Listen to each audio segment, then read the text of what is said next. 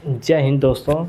यदि आप आईएएस बनने का ख्वाब देख रहे हो, यानी ये यूपीएससी का पेपर देकर आईएएस, आईपीएस, आईएफएस बनने का ख्वाब देख रहे हो, आपको पता भी तो होना चाहिए ना कि कौन से रैंक पे कौन सा पोस्ट मिलता है। यदि आपको आईएएस बनना है तो आपको कितने रैंक तक आना चाहिए।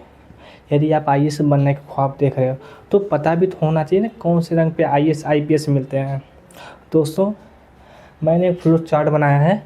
आप कोई भी कैटेगरी को, आप जनरल हो, ईडब्ल्यूएस हो, ओबीसी हो, एसटी हो, एससी, कोई भी कैटेगरी के हो आप, यदि आप इतना रैंक लाओगे तो आईएएस बनोगे।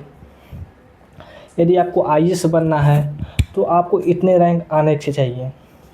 यदि आपको आईएफएस बनना है, यानी जो विदेश सेवा, जैसे अमेरिका, चाइना या जो विश्व के जो देश हैं उनके जो जैसे राजदूत बनकर जाते हैं ना, जैसे हमारे एस जयशंकर प्रसाद हैं राजदूत, वो इसी एग्ज़ाम से पास कर कर उन्होंने राजदूत बनाए। दोस्तों, यदि rank in UPSC for IAS, यदि आप यदि आप जनरल कैटेगरी के हो, यदि आप आईएएस बनने का ख्वाब देख रहे हो ना, तो आपको 78 यानी 78 रैंक लानी चाहिए, तब आप आईएएस बन पाओगे। यदि आप जनरल कैटेगरी के हो, आप आईपीएस बनने का ख्वाब देख रहे हो, तो कम से कम आपको 228 रैंक तक आना ही आना है, तभी आप आईपीएस बन पाओगे।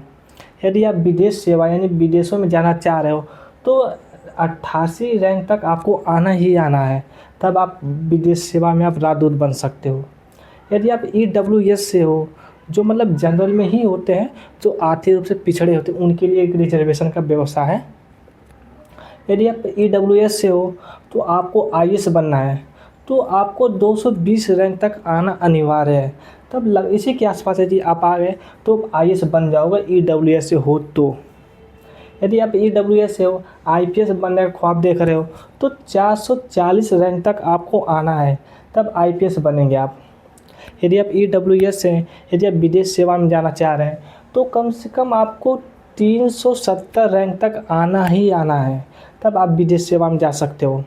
यदि आप ओबीसी से हो, क्योंकि इसी कैटेगरी के ज़्यादा लोग रहते हैं, यदि आप ओबीसी से हो, आपको आईएएस बनना है, तो आपको कम से कम 330 तक रैंक आना ही आना है, यदि आईएएस बनने का ख्वाब देख रहे हो तो। यदि आप आईपीएस बनना चाह रहे हो, ओबीसी से हो, आपको 282 रैंक तक आना ही आना है, तब आप आईपीएस बन सकते हो। यदि आप ओबीसी से हो, यदि विदेश सेवा में जा रहे हो, तो 380 रैंक तक आपको आना है, तब जाके आप विदेश सेवा में जा सकते हो। यदि आप एससी कैटेगरी के हो, तो आप 500 रैंक तक आपको आना है, तब आपको आईएएस मिलेगा। यदि आप आईपीएस बनने का ख्वाब देख रहे हो, आप एससी कैटेगरी के हो, तो आपको 600 रैंक तक आपको आएंगे, तब आप आईपीएस बनेंगे। यदि आप विदेश सेवा में जाना चाह रहे हो, आप एससी कैटेगरी के हो, तो आपको 517 रैंक तक आपको आना है। यदि आप एसटी कैटेगरी के हो, तो आपको 547 तक आएंगे, तब जाके आईएएस बनेंगे। यदि आप आईपीएस बनने का ख्वाब देख रहे हो, तो आपको 650 रैंक तक आपको आना है, तब जाके आईपीएस बनोगे एससी कैटेगरी के। यदि आप विदेश सेवा में जाना चाह रहे हो, तो आपको 600 रैंक तक आना अनिवार्य है। दोस्तों, ये जो रैंक दिख रहा है ना, ये ज़्यादा नंबर का गैप नहीं होता है। एक आईएएस और एक जो लिस्ट से बाहर हो गया है, लगभग 50-60 नंबर का गैप होता है। यदि 50-60 नंबर का गैप यदि आप पिछड़ गए, तो शायद आप लिस्ट से बाहर भी हो सकते हो।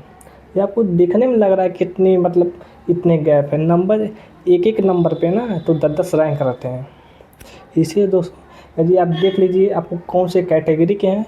यदि आप आईएएस बनने का ख्वाब देख रहे हैं, तो उसी हिसाब से आप मेहनत करिएगा, ठीक है।